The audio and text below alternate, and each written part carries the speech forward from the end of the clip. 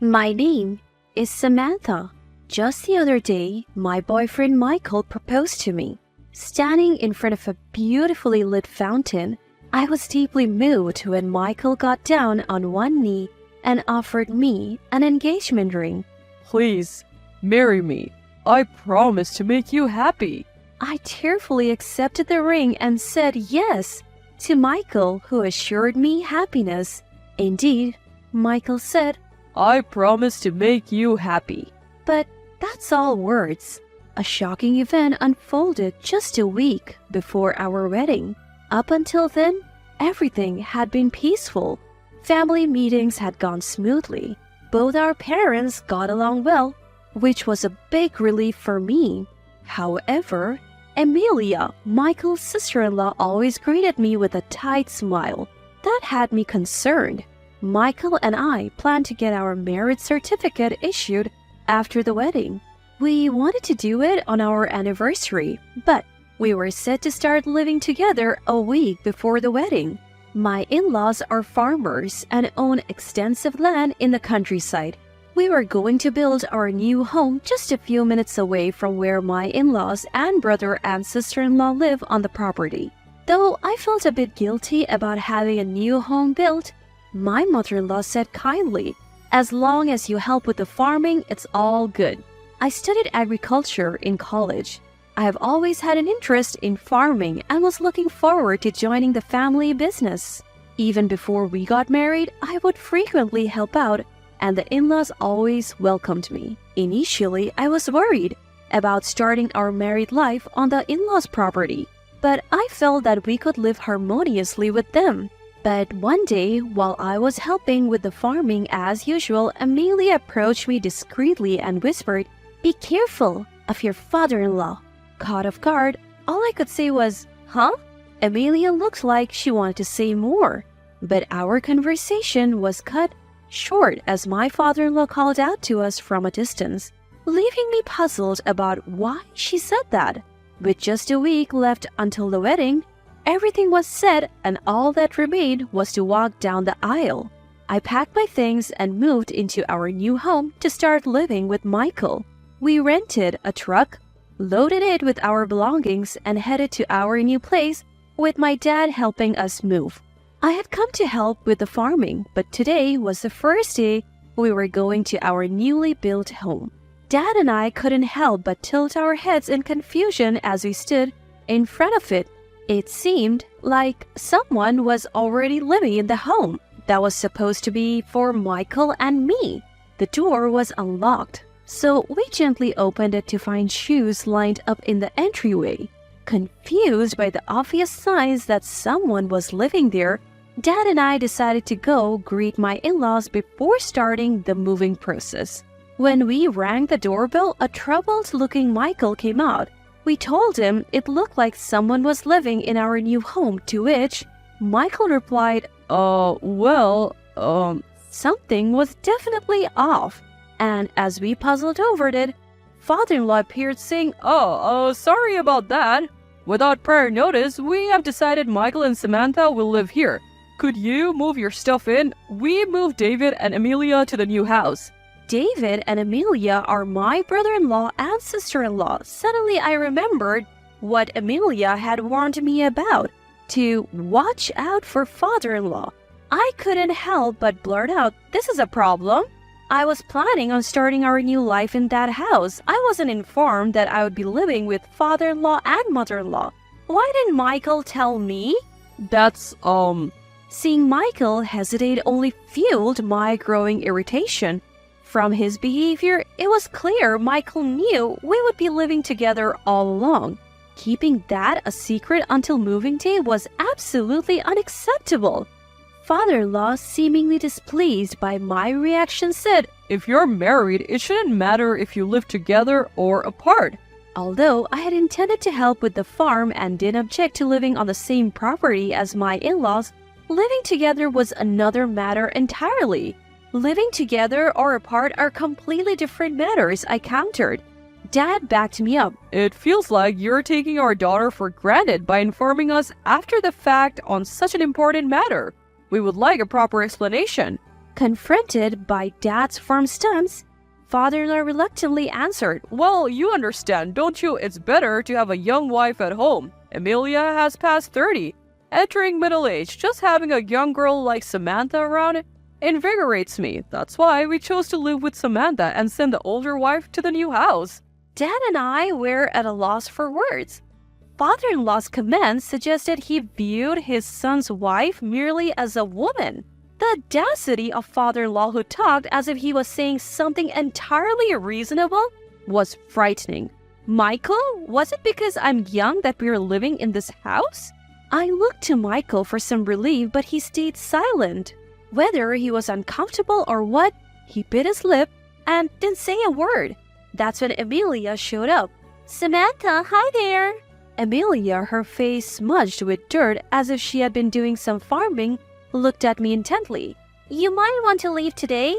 Living in a home where you're not welcome is just torturous. What's your problem? You're just the wife, yet you talk back so sassily? You used to be so cute, but you have lost your charm lately. Father-in-law was furious at Amelia's words. Michael stood there silently observing the tension. Creeped out by the whole scene, I told Dad, let's go. Dad agreed to leave for the day. Michael and I decided to have a serious talk tomorrow. Back at my parents' home, I wept in my bed for a while. Why did this have to happen? I felt so devastated. I couldn't imagine being happy, marrying Michael who just followed his father's whims. While pondering what to say to Michael tomorrow, I received a phone call. I didn't recognize the number, but I decided to take the leap and answer. It's Amelia. A familiar voice echoed. Amelia, thank you for today. I'm sorry for calling you so suddenly. I found your number on Michael's phone without his permission. So please keep this call a secret from him. My body tensed up as I wondered what Amelia had to risk so much to tell me. Then Amelia started saying something shocking. I have been wanting to tell you this but never got the chance. I apologize for it coming so last minute before your wedding.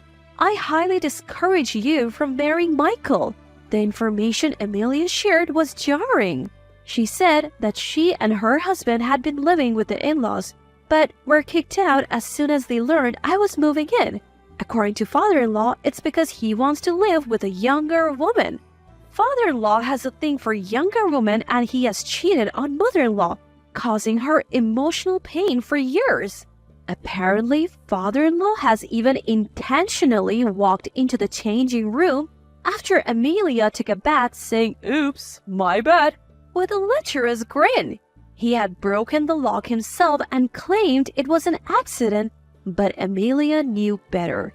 He had also rummaged through their bedroom under the pretense of cleaning and uncomfortably clung to Amelia while she cooked. Amelia was deeply in love with her husband David, and they have children, so she had been hesitant. But being kicked out this time solidified her decision to divorce. After hearing all this, there's no way I could proceed with the marriage. Amelia and I made a pact to take revenge on Michael, David, and father-in-law. I arrived at my in-laws the next day and was greeted by Amelia. We nodded at each other and entered the house where Michael, David, and my in-laws had gathered for a discussion. Thank you all for coming, I started, locking eyes with Michael. Let's call off the engagement. A stunned Michael listened as I continued. You promised to make me happy, Michael. Yet you're fine with me living with this father-in-law? That's allowing me to suffer, right? I won't marry a man who's still controlled by his parents. You changed our housing plans without consulting me. So you are paying the cancellation fees for the wedding. Huh? Michael yelled in anger, but father-in-law was even more furious. What do you mean by this father-in-law? What don't you like about me?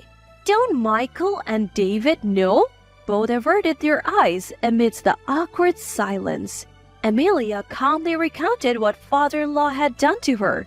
Both Michael and David knew about father-in-law's invasive behavior, like spying on her in the changing room or rummaging through their bedroom.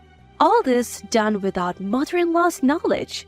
Mother-in-law's face gradually reddened as Amelia unveiled father-in-law's actions. Seeking support, father-in-law turned to his sons. I didn't do any of that, right? Harnered by mother-in-law, Michael and David looked down, essentially confirming it. What the heck? You did that to your daughter-in-law? That's repulsive. Unbelievable. I didn't. So the engagement is off. Clearly, you won't protect me. Seeing what Amelia has endured, living with father-in-law is unacceptable. While an infuriated mother-in-law launched at father-in-law, I told Michael so. Michael stayed quiet, seemingly admitting the only option was to break off the engagement. Beside me, Amelia handed David pre-filled divorce papers. David, who had been pitying Michael and father-in-law until now, was shocked by the papers. Why all of a sudden? He stammered. You never stood up for me.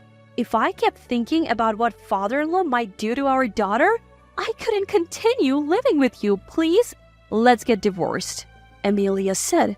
David stared at the divorce papers, his hands trembling. Large tears dropped from his eyes, but Amelia was unwavering. I have extras if you make a mistake, she said, handing him a pen, which he took while still crying.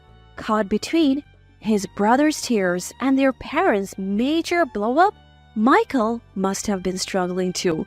I really love Samantha. I knew Dad was a womanizer, but going against him wasn't an option, especially in this small town. I can't forgive you for making decisions behind my back, favoring your father over me. No matter what Michael says, I have made up my mind to break off the engagement. Our parents are furious at Michael, so there is no going back now. Michael seemed devastated. Is that so? He wiped away a tear from his eyes. Being in the same space with a sobbing brother and a feuding couple felt like hell on earth. After Amelia got David to draft the divorce papers, we headed to our new place. I looked after her daughter while Amelia packed up her stuff. She plans to file for divorce today and head back to her parents' home with her daughter. Thank you so much for helping me dodge a bullet with that family. No worries, I wish I had told you sooner. We both chose the wrong men. But let's make sure we're happy from here on out. Amelia, who always seems so cool, had a charming smile. After watching Amelia walk away, hand in hand with her cheerful daughter, I returned to my family home.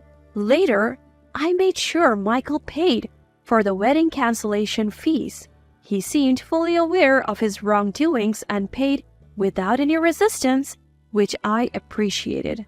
Michael's family lived in a rural area where gossip is the wife's main form of entertainment. Naturally, Michael's family became the target of good gossip. After all that fuss, even his mom ended up divorcing his dad. Their family became infamous as the household both sons' fiancés ran away from. Since I work in agriculture, I sometimes hear rumors about Michael's family. After his mom left, his dad drowned his sorrows in alcohol. The farm work, once shared between his parents, Michael, David, and Amelia, is now solely on Michael and David. They had to scale down their large farm because they couldn't manage it anymore. Though I was initially upset about breaking off the engagement with Michael, I have recovered now. I am not interested in dating or marrying for a while, just focusing on work and my hobbies. Thinking back, I am relieved I didn't become part of that family, and I'm forever grateful to Amelia.